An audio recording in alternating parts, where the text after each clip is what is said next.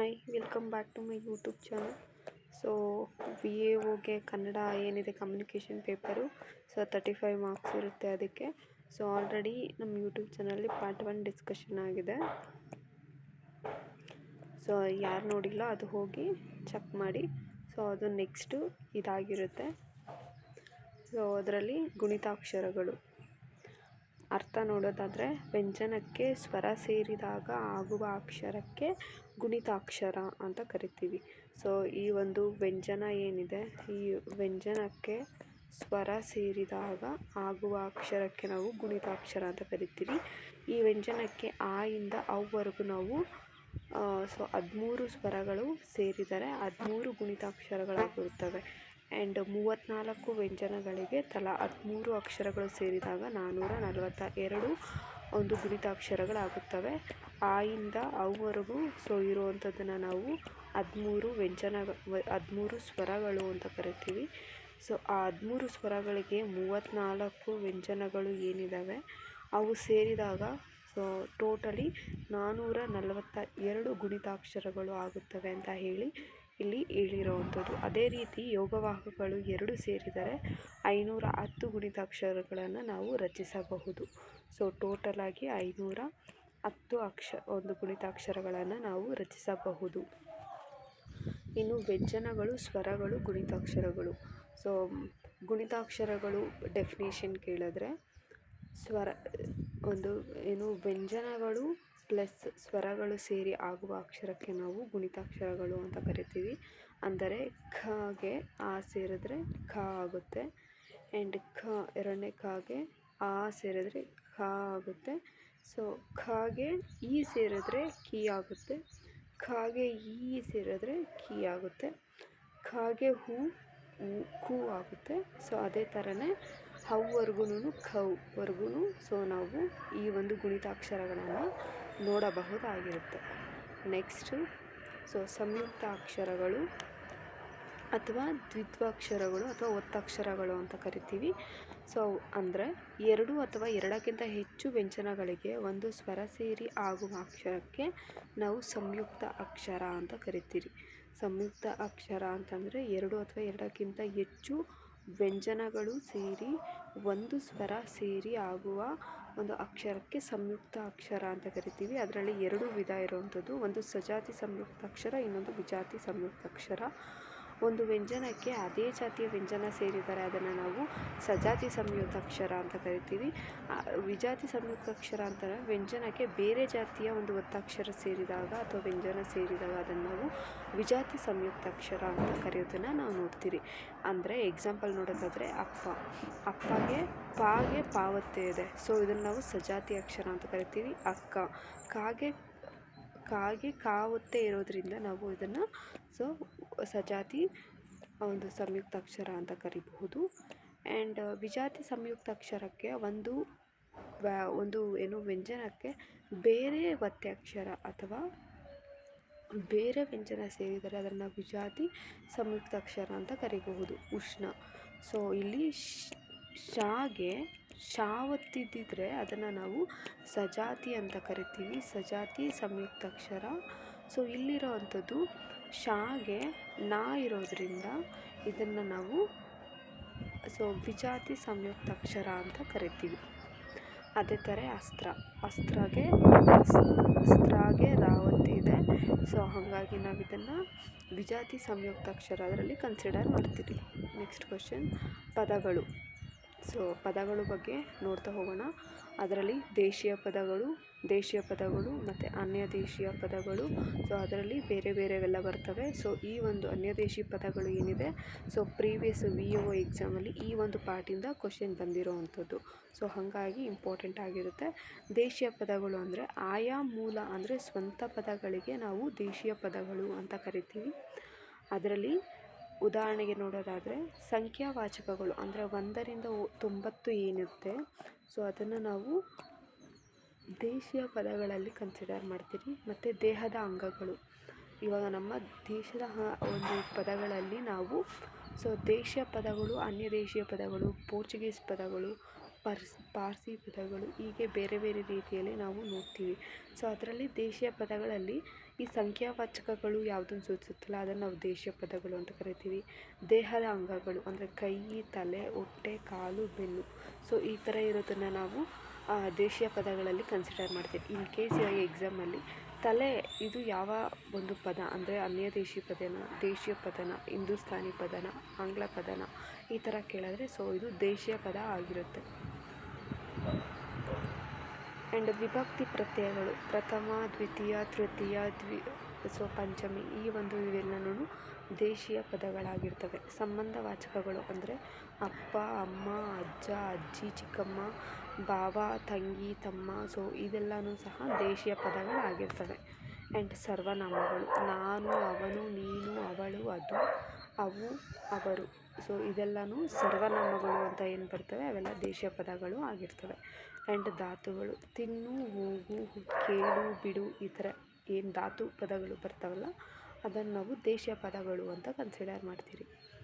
And ಪ್ರಾಣಿಗಳು ಇಲಿ, ಹಾವು, ಎತ್ತು, ಎಮ್ಮೆ, ದನ, ಕೋಳಿ, ಸೊ ಇವುಗಳನ್ನ ನಾವು ಏನು ಪ್ರಾಣಿಗಳು ಇರ್ತಾವಲ್ಲ ಅವುಗಳನ್ನ ನಾವು ದೇಶೀಯ ಪದಗಳು ಅಂತ ಕರಿತೀವಿ. ಆ್ಯಂಡ್ ಪದಾರ್ಥಗಳು ಬಾಗಿಲು, ಉಪ್ಪು, ಹಾಲು, ಚಿಲಕ, ಸೊ ಈ ಥರ ಇತ್ಯಾದಿ ಪದಗಳನ್ನು ನಾವು ದೇಶೀಯ ಪದಗಳು ಅಂತ ಕರೆಯೋದನ್ನು ಸೊ ಇಲ್ಲಿ ನೋಡಬಹುದು.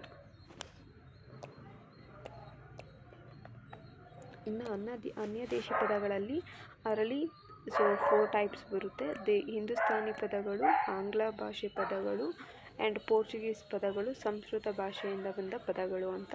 ಹಿಂದೂಸ್ತಾನಿ ಭಾಷೆಯ ಪದಗಳು ಅಂದರೆ ಅರ್ಜಿ, ಕಾರ್ಖಾನೆ, ಸೊ ಕಚೇರಿ ಇವೆಲ್ಲನೂ ನಾವು ಹಿಂದೂಸ್ತಾನಿ ಪದಗಳು ಅಂತ ಕರಿತೀವಿ. ಆಂಗ್ಲ ಭಾಷೆಯಿಂದ ಪದಗಳು ಅಂದರೆ court, bank and harmonium, hotel, so ಇವೆಲ್ಲನೂ ಆಂಗ್ಲ ಭಾಷೆ ಪದಗಳು ಆಗಿರ್ತವೆ.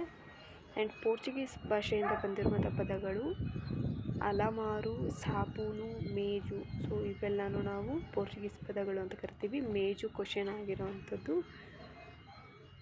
ಸಂಸ್ಕೃತ ಭಾಷೆಯಿಂದ ಬಂದ ಪದಗಳನ್ನು ನಾವು ಮಾಲೆ, ರಾಜ, ವಿಪತ್ತು, ದೇವತೆ, ಸೊ ಇವನ್ನು ನಾವು ಸಂಸ್ಕೃತ ಭಾಷೆಯಿಂದ ಬಂದಂತಹ ಪದಗಳು ಅಂತ ನಾವಿಲ್ಲಿ ನೋಡಬಹುದು.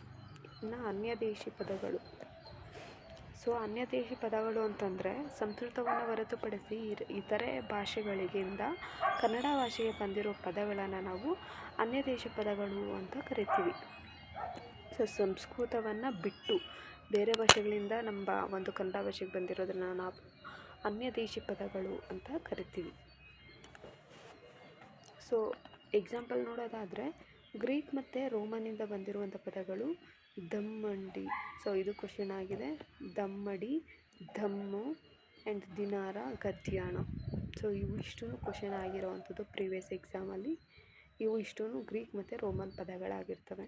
ಆ್ಯಂಡ್ ಪಾರ್ಸಿಯಿಂದ ಅಬಕಾರಿ, ರಸ್ತೆ, ದವಾಖಾನೆ, ಚೌಕಾಶಿ, ಅಜಮಾಯಿಸಿ, ಆಮದು, ದಳ್ಳಾಳಿ, ಸೊ ಇದು ಪಾರ್ಸಿ ಪದಗಳಾಗಿರ್ತವೆ. ಆ್ಯಂಡ್ ಅರಬ್ಬಿಯಿಂದ ಅಮಾನತು, ಅಸಲು, ಇನಾಮು, ಕಾಯಿದೆ, ಗಲೀಜು, ತಕರಾರು, ತರಬೇತಿ, ನಕಲಿ, ಸೊ ಇದು ಅರಬ್ಬಿ ಭಾಷೆಯಿಂದ ಬಂದಿರುವಂತಹ ಒಂದು ಪದಗಳ ಅನ್ಯ ದೇಶಿ ಪದಗಳಾಗಿರ್ತವೆ. ಇನ್ನು ಪೋರ್ಚುಗೀಸಿಂದ ಮೇಜು, ಇದು ಕ್ವಶನ್ ಆಗಿದೆ. ತಂಬಾಕು, ಅನಾನಸ್ಸು, ಸಾಬೂನು, ಚಂಬು, ಇಸ್ತ್ರಿ, ರಸೀದಿ, ಇದೆಲ್ಲನೂ ಪೋರ್ಚುಗೀಸ್ ಪದಗಳಾಗಿರ್ತವೆ. ಇನ್ನು ಉರ್ದುವಿನಿಂದ ಬಂದಿರೋ ಪದಗಳು ಕಿಮ್ಮತ್ತು, ತಾರೀಕು, ತಾಲೂಕು, ಅಹವಾಲು, ಇಲಾಖೆ, ದರ್ಜೆ, ಬಂದೂಕು, ರುಜು ಮತ್ತು ಶುರು, ಶಾಮೀಲು, ಸೊ ಇವೆಲ್ಲನೂ ಉರ್ದುವಿನಿಂದ ಬಂದಿರುವಂತಹ ಒಂದು ಪದಗಳಾಗಿರ್ತವೆ. ಹಿಂದೂಸ್ತಾನಿ ಪದಗಳು ಅಂದರೆ ಅರ್ಜಿ, ಕಚೇರಿ, ಕಾರ್ಖಾನೆ, ಸಮೂನು, ದರ್ಬಾರು, ಕುರ್ಚಿ, ಕಾಗದ, ಹುಕ್ಕುಂ, ಸೊ ಇದೆಲ್ಲನೂ ಹಿಂದೂಸ್ತಾನಿ ಪದಗಳಾಗಿರ್ತವೆ. ಆ್ಯಂಡ್ ಇಂಗ್ಲೀಷಿಂದ ಬಂದಿರುವಂಥ ಪದಗಳು bus, car, college, light, pen, so ಇದೆಲ್ಲನೂ ಇಂಗ್ಲೀಷ್ನಿಂದ ಬಂದಿರುವಂತಹ ಒಂದು ಪದಗಳಾಗಿರ್ತವೆ. ಸೊ ಇದಿಷ್ಟೂ ದೇಶೀಯ ಪದಗಳು ಮತ್ತು ಅನ್ಯ ದೇಶೀಯ ಪದಗಳ ಅಂತ ಆದಂತಹ ಸೊ ಇಂಪಾರ್ಟೆಂಟ್ ಆಗಿರ್ತಾರೆ. ಆ್ಯಂಡ್ ನೆಕ್ಸ್ಟ್ ನೋಡೋದಾದರೆ ತತ್ಸಮ, ತದ್ಭವ ಆಗಿರುತ್ತೆ. ಸೊ ತತ್ಸಮ, ತದ್ಭವ ರೂಪಗಳು. ತತ್ಸಮ ಅಂದರೆ ಏನು, ತದ್ಭವ ಅಂದರೆ ಏನು ಅಂತಂದರೆ ತತ್ಸಮ ಅಂತಂದರೆ ಸೊ ಸಮನಾದಂತಹ ಒಂದು ಅರ್ಥವನ್ನು ನೀಡೋದನ್ನು ನಾವು ತತ್ಸಮ ಅಂತ ಕರಿತೀವಿ. ಸೊ ಇದು ಸಂಸ್ಕೃತಕ್ಕೆ ಸಮಾನ ಆಗಿರುತ್ತೆ. ಸಂಸ್ಕೃತಕ್ಕೆ ಸಮನಾದಂತಹ ಪದಗಳಿಗೆ ನಾವು ತತ್ಸಮ ಅಂತ ಕರಿತೀವಿ. ಅಂದರೆ ಸಂಸ್ಕೃತದಿಂದ ಕನ್ನಡಕ್ಕೆ ಬರುವಾಗ ಯಾವುದೇ ಬದಲಾವಣೆ ಹೊಂದದೆ ನೇರವಾಗಿ ಬಂದ ಶಬ್ದಗಳಿಗೆ ತತ್ಸಮ ಅಂತ ಕರಿತೀವಿ. ಈ ಸಂಸ್ಕೃತದಿಂದ ಕನ್ನಡಕ್ಕೆ ಬಂದಾಗ ಯಾವುದೇ ರೀತಿಯಾದಂತಹ ಬದಲಾವಣೆ ಆಗಿರುವುದಿಲ್ಲ, ಅದನ್ನು ನಾವು ತತ್ಸಮ ಅಂತ ಕರಿತೀವಿ. ಬದಲಾವಣೆ ಆಗಿರೋದನ್ನು ತದ್ಭವ ಅಂತ ಕರಿತೀವಿ. ಅದರಲ್ಲಿ ಎಕ್ಸಾಂಪಲ್ ನೋಡೋದಾದರೆ ರಾಮ, ವಸಂತ, ಸೋಮ, ಚಂದ್ರ, ಗ್ರಹ, ಸ್ತ್ರೀ, ಶ್ರೀ, ಭುವನ, ಶ್ರುತಿ, ಕಾವ್ಯ, ಪಶು ಈ ಥರ ಪದಗಳು. ಸೊ ಇವು ಸಂಸ್ಕೃತದಿಂದ ಡೈರೆಕ್ಟ್ ಕನ್ನಡಕ್ಕೆ ಬಂದಿರುವಂಥದ್ದು. ಇವು ಅಂದರೆ ಬದಲಾವಣೆ ಆಗಿರೋದಿಲ್ಲ, ಡೈರೆಕ್ಟ್ ಬಂದಿರ್ತವೆ. ಬಟ್ ಇವು ಸಂಸ್ಕೃತ ಪದಗಳಾಗಿರ್ತವೆ. ಇದನ್ನು ನಾವು ತತ್ಸಮ ಪದಗಳು ಅಂತ ಕರಿತೀವಿ. ಇನ್ನು ತದ್ಭವ ಪದಗಳು ಅಂತಂದರೆ, ತದ್ಭವ ಅಂತಂದರೆ ಅದರಿಂದ, ಅಂದರೆ ಸಂಸ್ಕೃತದಿಂದ ಹುಟ್ಟಿದಂತಹ ಒಂದು ಪದಗಳು ಸಂಸ್ಕೃತದಿಂದ ಹುಟ್ಟಿ ಬದಲಾವಣೆ ಆಗಿರುವುದರಿಂದ ಅಲ್ಪ ಸ್ವಲ್ಪ ಅಥವಾ ಪೂರ್ಣ ಪ್ರಮಾಣದಲ್ಲಿಯೂ ಸಹ ಬದಲಾವಣೆ ಆಗಿರಬಹುದು ಈ ಪದಗಳು. ಆ ಪದಗಳಿಗೆ ನಾವು ತದ್ಭವ ಅಂತ ಕರಿತೀವಿ. ಸೊ ಅಲ್ಪ ಸ್ವಲ್ಪನೂ ಬದಲಾವಣೆ ಆಗಿರಬಹುದು ಅಥವಾ ಪೂರ್ಣ ಪ್ರಮಾಣದಲ್ಲೂ ಸಹ ಬದಲಾವಣೆ ಆಗಿರಬಹುದು. ಅದರಲ್ಲಿ ಉದಾಹರಣೆ ನೋಡೋದಾದರೆ ಶಶಿ, ಸಸಿ ಅಂತ ಆಗಿದೆ. ಕಲಶ, ಕಳಶ ಆಗಿದೆ. ವರ್ಷ, ವರುಷ ಆಗಿದೆ. ಶಿರ, ಸಿರ. ಅಂಕುಶ, ಅಂಕುಶ. ಹರ್ಷ, ಹರುಷ. ದ್ಯೂತ್ಯ, ಜೂಜು. ವಿದ್ಯಾಧರ, ಬಿಚ್ಚುಧರ. ಕುಟಾರ, ಕೊಡಲಿ. ಅರ್ಕ, ಎಕ್ಕ. ಇವೆಲ್ಲವೂ ಪೂರ್ಣ ಪ್ರಮಾಣದಲ್ಲಿ ವ್ಯತ್ಯಾಸವಾಗಿರುವಂತಹ ಒಂದು ತದ್ಭವ ರೂಪಗಳಾಗಿರ್ತವೆ. ವಂದ್ಯ, ಬಂಜೆ. ವೈಶಾಖ, ಬೇಸಿಗೆ.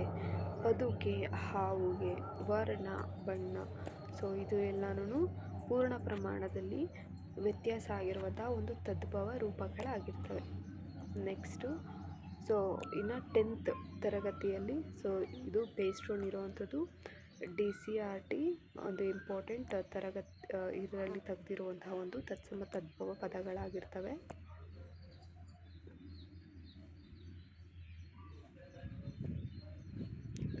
ತತ್ಸಮ ಮತ್ತು ತದ್ಭವ.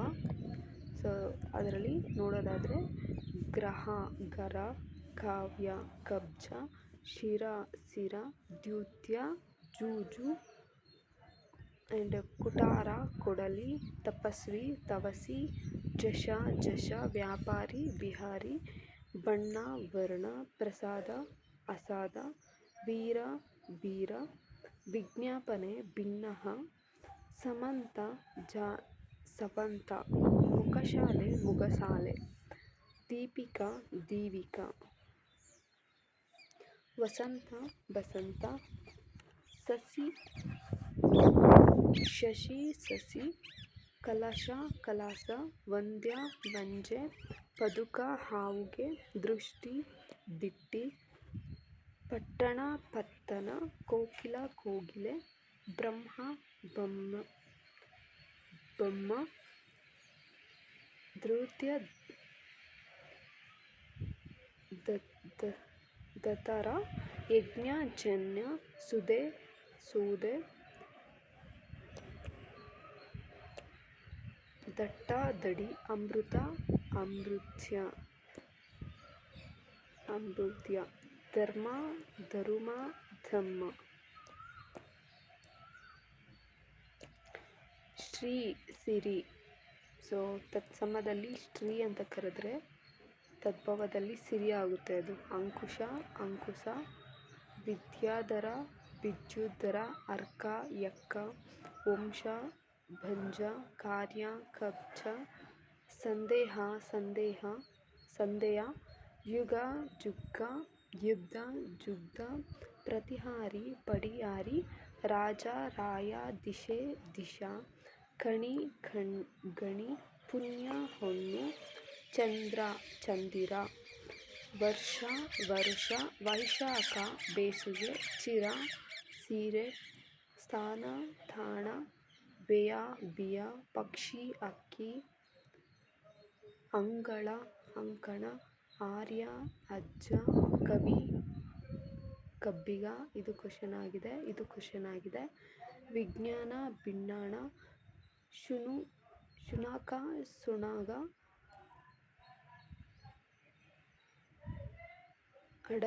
ಅಟವಿ, ಭಕ್ತ, ಬಕುತ. ಸೊ ಇಷ್ಟು ಇಂಪಾರ್ಟೆಂಟ್ 10th ಸ್ಟ್ಯಾಂಡರ್ಡ್ ಏನಿದೆ ಅದರ ಒಂದು ತತ್ಸಮ ತದ್ಭವ ರೂಪಗಳಾಗಿರ್ತವೆ. ಸೊ ಅದಾದಮೇಲೆ ನೆಕ್ಸ್ಟು ನೋಡ್ತಾ ಹೋಗೋಣ. ಸೊ ನೆಕ್ಸ್ಟ್ ಬರೋವಂಥದ್ದೇ ನಾಮಪದ ಅಂದರೆ ಅರ್ಥ ಏನು ಅಂತಂದರೆ ಸಾಮಾನ್ಯವಾಗಿ ಹೆಸರುಗಳನ್ನು ಸೂಚಿಸುವ ಪದಗಳಿಗೆ ನಾವು ನಾಮಪದ ಅಂತ ಕರಿತೀವಿ.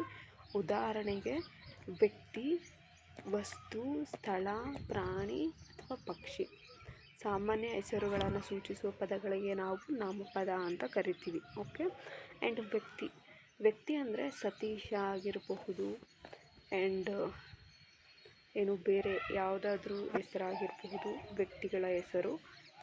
ವಸ್ತು ಅಂತಂದರೆ ಪುಸ್ತಕ, ಸ್ಥಳ, ಗಲಾಟೆ, ಪ್ರಾಣಿ, ಹುಲಿ, ಚಿರತೆ, ಸೊ ಆನೆ, ಇದೆಲ್ಲನೂ ಪಕ್ಷಿ, ಗಿಳಿ, ಸೊ ಬೇರೆ ಬೇರೆ ಕೋಗಿಲೆ, ಇವೆಲ್ಲನೂ ಪಕ್ಷಿ.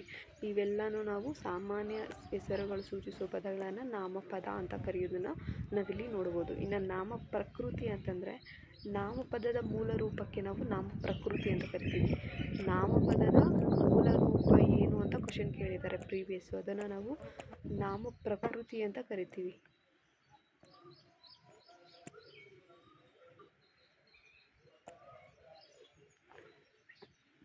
ಉದಾಹರಣೆಗೆ ಸತೀಶ, ಪುಸ್ತಕ, ಗಲಾಟೆ, ಹುಲಿ, ಗಿಳಿ, ಮರ, ನೆಲ, ಮಣ್ಣು, ಉಪ್ಪು, ಹೂವು. ಸೊ ಇದನ್ನು ನಾವು ನಾಮ ಪ್ರಕೃತಿ ಅಂತ ಕರಿತೀವಿ, ನಾಮಪದದ ಒಂದು ಮೂಲ ರೂಪಕ್ಕೆ. ಸೊ ಅದನ್ನು ನಾವು ನಾಮ ಪ್ರಕೃತಿ ಅಂತ ಕರಿತೀವಿ. ಇನ್ನು ನಾಮ ಪ್ರಕೃತಿಗಳಿಗೆ ವಿಭಕ್ತಿ ಪ್ರತ್ಯಯ ಸೇರುವ ಪದಕ್ಕೆ ನಾವು ನಾಮಪದ ಅಂತ ಕರೆಯೋದನ್ನು ನಾವು ಇಲ್ಲಿ ನೋಡಬಹುದು. ಸೊ ನಾಮಪದದ ಒಂದು ಅರ್ಥ ಅಥವಾ ಒಂದು ಅರ್ಥ ಅಥವಾ ಫುಲ್ ಫಾರ್ಮ್ ಸೊ ಕೇಳಿದ್ರೆ ನಾಮಪದ ಅಂದರೆ ಏನು ಅಂತಂದರೆ, ಸೊ ನಾಮಪದ ನಾಮ ಪ್ರಕೃತಿಗೆ ಪ್ಲಸ್ ವಿಭಕ್ತಿ ಪ್ರತ್ಯಯ ಸೇರಿದರೆ, ವಿಭಕ್ತಿ ಪ್ರತ್ಯಯ ಸೇರಿದರೆ ಆಗುವ ಪದವನ್ನು ನಾವು ನಾಮಪದ ಅಂತ ಕರಿತೀವಿ. ಸೊ ನಾಮ ಪ್ರಕೃತಿ ಪ್ಲಸ್ ವಿಭಕ್ತಿ ಪ್ರತ್ಯಯ ಈಸ್ ಈಕ್ವಲ್ ಟು ನಾಮಪದ. ಸೊ ನಾಮ ಅಂತಂದರೆ ಹೆಸರು ಸೂಚಿಸುತ್ತೆ. ಅದು ವ್ಯಕ್ತಿ ಹೆಸರಾಗಿರ್ಬೋದು, ವಸ್ತು ಹೆಸರಾಗಿರ್ಬೋದು, ಸ್ಥಳ ಆಗಿರ್ಬೋದು, ಪ್ರಾಣಿ ಆಗಿರ್ಬೋದು, ಪಕ್ಷಿ ಆಗಿರ್ಬೋದು. ಇದನ್ನು ನಾವು ನಾಮ ಅಂತ ಕರಿತೀವಿ. ಅಂದರೆ ನಾಮ ಅಂದರೆ ಹೆಸರು ಅನ್ನೋದು ಗೊತ್ತಿರಬೇಕು. ಇನ್ನು ನಾಮ ಪ್ರಕೃತಿ ಅಂತಂದರೆ ಅದರ ಒಂದು ಮೂಲ ರೂಪ ಏನಿರುತ್ತೆ, ಸೊ ಅದನ್ನು ನಾಮ ಪ್ರಕೃತಿ ಅಂತ ಕರಿತೀವಿ. ಇನ್ನು ನಾಮಪದ ಅಂದರೆ ಏನು ಅಂದರೆ, ಸೊ ನಾಮ ಪ್ರಕೃತಿ ಪ್ಲಸ್ ವಿಭಕ್ತಿ ಪ್ರತ್ಯಯ ಸೇರಿ ಆಗುವುದನ್ನು ನಾಮಪದ ಅಂತ ಕರಿತೀವಿ. ಕ್ಲಿಯರ್? ಸೊ ಅದನ್ನು ಇವಾಗ ನೋಡ್ತಾ ಹೋಗೋಣ. ನಾಮಪದ. ಸೊ ನಾಮಪದ ಅಂದರೆ ಗೊತ್ತಾಯ್ತು ನಿಮಗೆ, ವಿಭಕ್ತಿ ಪ್ರತ್ಯಯ ಆ್ಯಂಡ್ ನಾಮ ಪ್ರಕೃತಿ ಪ್ಲಸ್ ಆಗುವ ಪದಗಳಿಗೆ ನಾವು ನಾಮಪದ ಅಂತ ಕರಿತೀವಿ. ನಾಮ ಪ್ರಕೃತಿ, ವಿಭಕ್ತಿ ಪ್ರತ್ಯಯ, ಸೊ ನಾಮಪದ. ಇದು ಫಾರ್ಮುಲಾ ಆಗಿರುತ್ತೆ. ಓಕೆ. ಇವಾಗ ಇದು ನಾಮ ಪ್ರಕೃತಿ. ಮನೆಗೆ ಹೂ ಪ್ರತ್ಯಯ ಸೇರಿದರೆ ಮನೆಯು ಅಂತ ಆಗುತ್ತೆ. ಸೊ ನಿಮಗೆ ಇದು ಕ್ವಶನಲ್ಲಿ ಕೇಳ್ತಾರೆ, ಬಿಡಿಸಿ ಬರೆಯಿರಿ ಅದರಲ್ಲಿ. ಸೊ ಕೇಳ್ತಾರೆ ಮನೆಯು ಅಂತಂದರೆ ಮನೆ ಪ್ಲಸ್ ಹೂ ಆಗಿದ್ದಾರೆ, ಇದರಲ್ಲಿ ಯಾವ ಒಂದು ಪ್ರತ್ಯಯ ಇದೆ ಅಂತಲೂ ಕೇಳ್ತಾರೆ. ಸೊ ಅದು ನಾವು ಮನೆಯು ಅನ್ನುವಂಥದ್ದು ನಾಮಪದ ಆಗಿರುತ್ತೆ. ಕಲ್ಲು ಪ್ಲಸ್ ಅನ್ನು ಕಲ್ಲನ್ನು, ಹೊಲ ಪ್ಲಸ್ ಇಂದ ಹೊಲದಿಂದ, ನೆಲ ಪ್ಲಸ್ ನೆಲಕ್ಕೆ, ಶಾಲೆ ಪ್ಲಸ್ ಅಲ್ಲಿ ಶಾಲೆಯಲ್ಲಿ ಅನ್ನುವಂಥದ್ದು. ಸೊ ಈ ರೀತಿ ಪದಗಳು ಸೇರಿ ನಾಮಪದ ಆಗುವಂಥದ್ದು. ಸೊ ವಿಭಕ್ತಿ ಪ್ರತ್ಯಯಗಳ ಮೇಲೆ VAOದಲ್ಲಿ 2 or 3 ಕ್ವಶನ್ಸ್ ಬಂದಿದೆ ಪ್ರೀವಿಯಸ್ಸು. ಸೊ ಹಾಗಾಗಿ ವಿಭಕ್ತಿ ಪ್ರತ್ಯಯಗಳು ಇಂಪಾರ್ಟೆಂಟ್ ಆಗಿರುತ್ತೆ. ನೆಕ್ಸ್ಟ್ ಕ್ವಶನ್, ನಾಮಪದಗಳ ಪ್ರಕಾರಗಳು, ಟೈಪ್ಸು. ನಾಮಪದಗಳಲ್ಲಿ ಹಲವಾರು ಪ್ರಕಾರಗಳಿರುವಂಥದ್ದು. ಒಂದು ವಸ್ತುವಾಚಕ, ಸೊ ಅದರಲ್ಲಿ ಪ್ರಕಾರಗಳು ಅಂದರೆ ಅದರಲ್ಲಿ ಟೈಪ್ಸ್ ಇದ್ದಾವೆ. ಸೊ ಅದರಲ್ಲಿ ವಸ್ತುವಾಚಕ ಮೊದಲನೆಯದು. ವಸ್ತುಗಳ ಹೆಸರುಗಳನ್ನು ಹೇಳುವ ಪದಗಳಿಗೆ ನಾವು ವಸ್ತುವಾಚಕಗಳು ಅಂತ ಕರಿತೀವಿ. ವಸ್ತುವಾಚಕಗಳ ಪ್ರಕಾರಗಳು ನೋಡೋದಾದರೆ, ಸೊ ವಸ್ತುವಾಚಕಗಳಲ್ಲಿ ಒಂದು ಚೇತನ, ಇನ್ನೊಂದು ಅಚೇತನ. ಅದರಲ್ಲಿ ಸೊ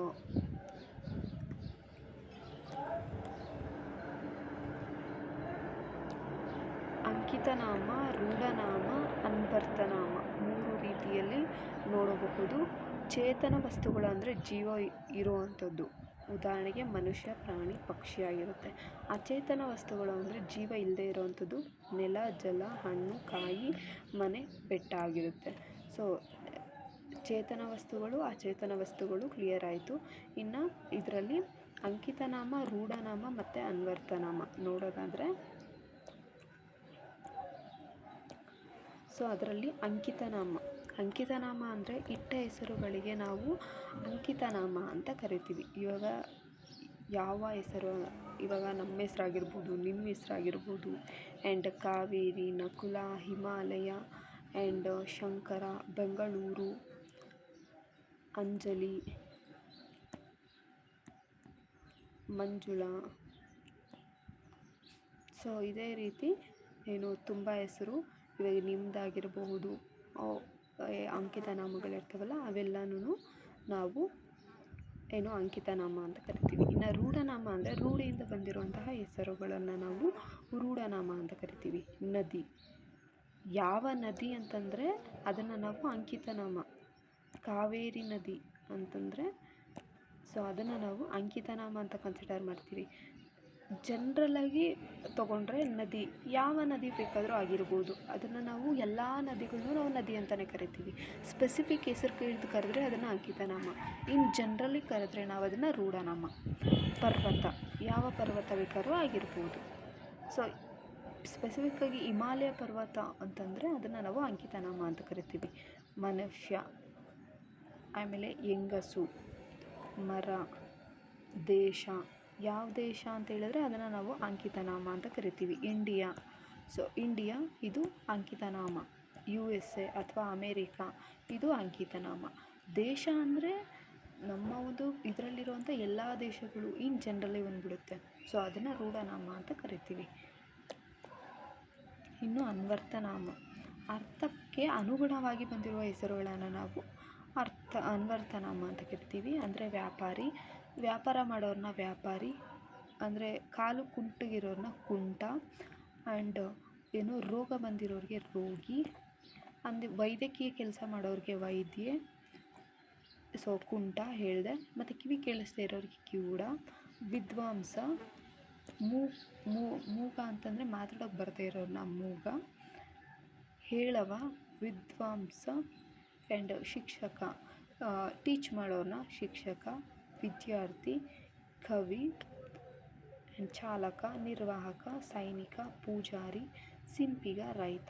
ಸೊ ಈ ರೀತಿ ಅರ್ಥಕ್ಕೆ ಅನುಗುಣವಾಗಿ ಬಂದಿರುವಂತಹ ಹೆಸರುಗಳಿಗೆ ನಾವು ಅನ್ವರ್ತನಾಮ ಅಂತ ಕರಿತೀವಿ.